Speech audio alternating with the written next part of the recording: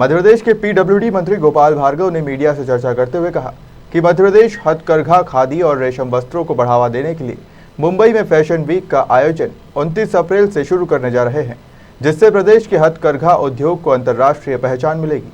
मध्य प्रदेश में हथकरघा, खादी और रेशम वस्त्रों को बढ़ावा देने और मुंबई में होने वाले फैशन वीक को लेकर मंत्री गोपाल भार्गव ने बताया कि हमारे उत्पादों की ब्रांडिंग होना चाहिए। रोजगार और बिक्री के लिए मार्केटिंग बहुत जरूरी है। मुंबई में 29 अप्रैल को कुटीर उद्योग फैशन शो का आयोजन होने जा रहा है, जिसमें ग्रैंड ओपनिंग में मध्य प्रदेश में शीर्ष डिजाइनर्स मुमताज खान, साधना व्यास और फरहत मालिक और कई सेलिब्रिटीज शामिल होंगे। आवश्यकता के वस्त्रों का सृजन कर सकें। आजादी के 75वें अमृत महोत्सव के अंतर्गत विभिन्न आयोजन और थीम आधारित प्रदर्शनियां भी कराई जा रही हैं। राष्ट्रीय हाथकरघा दिवस पर हेरिटेज साड़ियां और स्टॉल का विमोचन किया गया है। इसी प्रकार का एक फैशन शो इंदौर में 8 अक्टूबर 2022 को आयोजित किया जाएगा। हाथकरघा बुनकर फैशन डिजाइनर्स के साथ रैंप वॉक करेंगे। वर्तमान डिजाइनर्स अपने कुछ परिधानों का विक्रय ऑक्शन करेंगे और उससे प्राप्त धनराशि का उपयोग हाथकरघा बुनकरों के बच्चों के लिए किया जाएगा। हाथकरघा को प्रोत्साहन देने के लिए युवाओं में जागरूकता लाने हेतु जून 2022 से एक कार्यक्रम प्रारंभ किया जाएगा।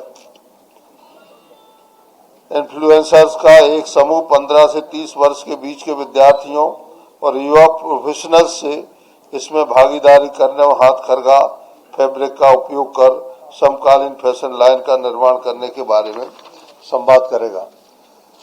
कहने का तात्पर्य यह है कि हम अपने पुराने जो धरोहर है, जो हमारी कला है, उसके साथ में हम आधुनिकीकरण को भी जोड़ना चाहते हैं और इसके लिए बहुत आवश्यक है कि हम राज्य के और देश के बड़े शहरों में बड़े आइकॉन के साथ में बड़े ब्रांड जो एक प्रकार से जो इसके माने जाते हैं, उनके साथ में जो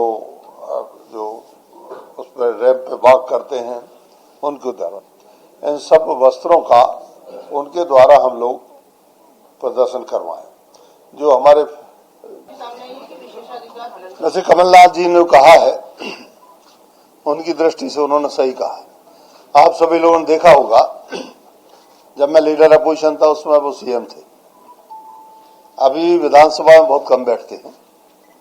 शायद उन्होंने इसी को कार्रवाई को बकवास समझा होगा। इस मिंटो हॉल में जब मैं बैठता था, जब राजेंद्र शुक्ला जी जब स्पीकर हुआ करते थे 84-85 में, 40 साल लगभग 38 साल पहले, मैं यहीं बैठा लगभग 20 साल और बाकी सालों में मैं वहां पर नए विधानसभा में बैठा।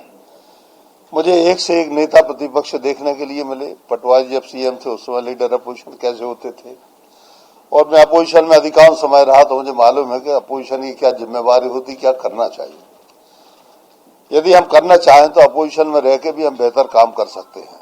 लीडर अपोजिशन कोई सीएम से कम नहीं होता, और यदि वो विधानसभा की कार्रवाई के लिए इस तरह से कहते हैं बकवास है, तो मैं मान के चलता हूं कि इतनी राजनीतिक आयु उन्होंने, अपनी राजनीतिक वक्त उन्होंने फिजूल खर्च किया है।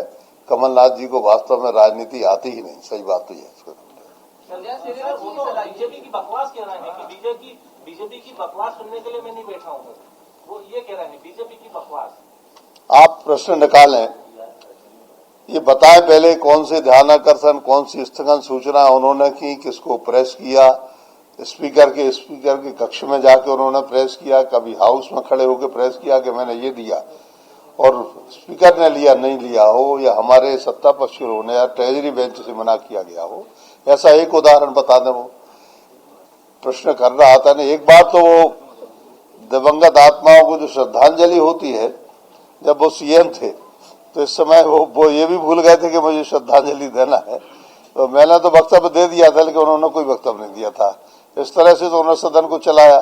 तो बीजेपी को या विधानसभा को दोष देना मैं मान के चलता हूं कि ये तो निरर्थक है, और कमलनाथ जी ऐसा कहेंगे तो मैं मान के चलता हूं हमारी संवैधानिक संस्थाओं का क्षरण। भोपाल से उमेश यादव की रिपोर्ट।